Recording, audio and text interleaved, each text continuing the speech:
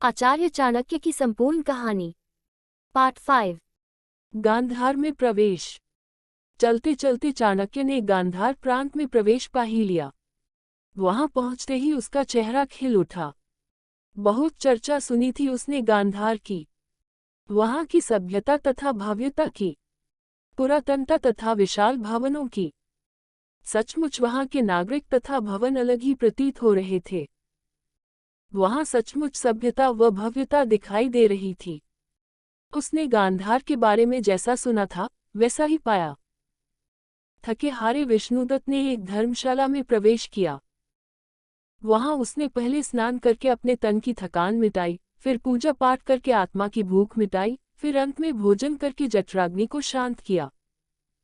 रात्रि को विश्राम करके वह प्रभात बेला में उठ बैठा।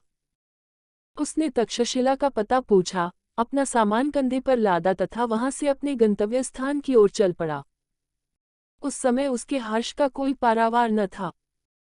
वह उस स्थान के निकट पहुंच चुका था जहां देश विदेश से बड़े बड़े विद्वान शिक्षा प्राप्त करने के लिए आते थे, जहां राजनीति, अर्थशास्त्र, दर्शनशास्त्र, इतिहास व ज्ञान विज्ञान की पूर्ण शिक्षा दी जाती थी।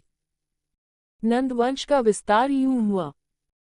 कुछ समय पश्चात महारानी सुनंदा ने किसी संतान के स्थान पर एक मांसपिंड को जन्म दिया।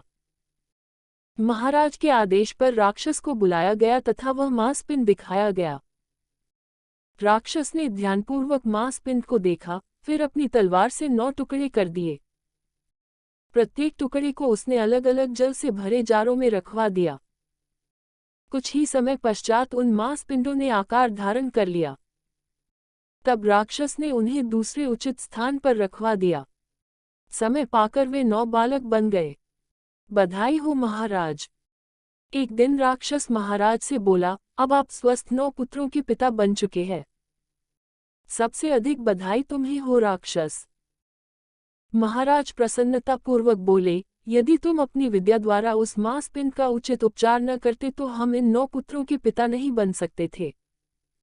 हमें तुम पर गर्व है राक्षस। अब सुनो, मैं तुम्हें एक शुभ समाचार और सुनाता हूँ। सुनाइए महाराज। रानी मुरा भी इस समय गर्भवती है। मुरा का नाम सुनकर राक्षस के मन में कड़वाहट सी भर गई, फिर भी वह मुस्कुराते हुए बोला, बधाई हो महाराज। आपके वंश का यूं तेजी से विस्तार होता देख मैं बहुत खुश हूँ। हम जानते हैं। महाराज बोले, तुम्हें हमसे भी अधिक प्रसन्नता हुई होगी। अब हम तुमसे एक प्रार्थना करना चाहेंगे। प्रार्थना नहीं महाराज, आज्ञा दीजिए। मैं आपकी प्रत्येक आज्ञा का पालन करूंगा। किसका जीवन कितना लंबा है राक्षस, यह कोई नहीं जानता। महाराज गंभीर होकर बोले, मृत्यु कभी भी किसी को अपना शिकार बना सकती है। हम चाहते हैं, यदि हमें मृत्यु अपना ग्रास बना ले तो तुम हमारे वंश की रक्षा करो। यह आप क्या कह रहे हैं महाराज? ईश्वर मेरी आयु भी आपको दे दे। हम तुम्हारी भावनाओं का सम्मान करते हैं, परंतु सच्चाई तो सच्चाई ही होती है राक्षस। यदि तुम हमें ये वचन दे सको तो हम निश्चिंत हो सकेंगे। राक्षस का तो जन्म ही नंदवंश की सेवा के लिए हुआ है। फिर भी यदि मेरे वचन देने से आप निश्चिंत होते हैं तो मैं आपको वचन देता हूँ, जब तक मेरे शरीर में एक भी सांस शेष रहेगी, नंदवंश की रक्षा व सेवा करता रहूंगा। शाबाश राक्षस। महाराज निश्चिंत भाव से बोले, अब हमें कोई चिंता नहीं। मुरा ने पुत्र को जन्म दिया। उचित समय पर रानी मुरा ने एक सुंदर पुत्र को जन्म दिया। तब पूरे मगध को दुल्हन की तरह सजाया गया तथा खुशियां मनाई गई। महल में तरह तरह के आयोजन किए गए। महाराज की प्रसन्नता के लिए राक्षस ने हर प्रकार के प्रबंध किए। इसके बाद सुनंदा के मांसपिंड से उत्पन्न 9 पुत्रों को नंद कहा जाने लगा तथा मुरा द्वारा उत्पन्न पुत्र को मौर्य। चाणक्य ने अपना वचन पूरा किया। समय तेजी से बीतता रहा। कई बसंत आए, कई पतझड़ गए। चाणक्य पूरी निष्ठा व लगन से अपने अध्याय में जुटे रहे। कुछ समय में ही उन्होंने अपने आचार्यों व सहपाठियों की दृष्टि में अपना एक विशेष स्थान बना लिया। यद्यपि आचार्य पुंडरीकाक्ष चाणक्य से कोई सेवा नहीं चाहते थे, परंतु चाणक्य उनकी फिर भी मन लगाकर सेवा किया करते थे।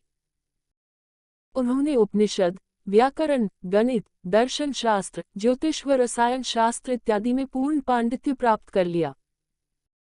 वे बड़े बड़े विद्वानों के साथ शास्त्रार्थ करने लगे और शास्त्रार्थ में उन्हें पराजित करने लगे। पाटलिपुत्र में चाणक्य के कदम। जिस समय चाणक्य ने मगध की भूमि पर अपना कदम रखा, उस समय सूर्योदय होने को था। पूरी पृथ्वी प्रकाश से भर चुकी थी।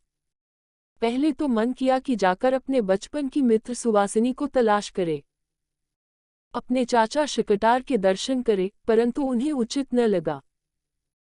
उन्होंने अपने मन में विचार किया, बस पहले मुझे राजा नंद का नाश करना है, उससे अपने माता पिता की मृत्यु का प्रतिशोध लेना है, अपने पिता की अस्थियों व राख को गंगा में प्रवाहित करना है। अपना संकल्प पूरा करके ही मैं किसी से मिलूंगा। ऐसा विचार करके चाणक्य ने राजधानी पाटलिपुत्र के बाहर अपनी एक झोपड़ी बना ली तथा वहां रहकर खोजबीन शुरू कर दी। आसपास के खेतों के किसान प्रायः उनसे मिलने आ जाया करते थे। बातों बातों में चाणक्य उनसे सब कुछ जान गए। वे जान गए कि महाराज ने संन्यास लेकर जंगल में रहना शुरू कर दिया है।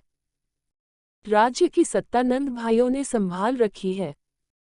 वे जान गए कि महाराज नंद ने जंगल में अपना निवास स्थान कहाँ बना रखा है।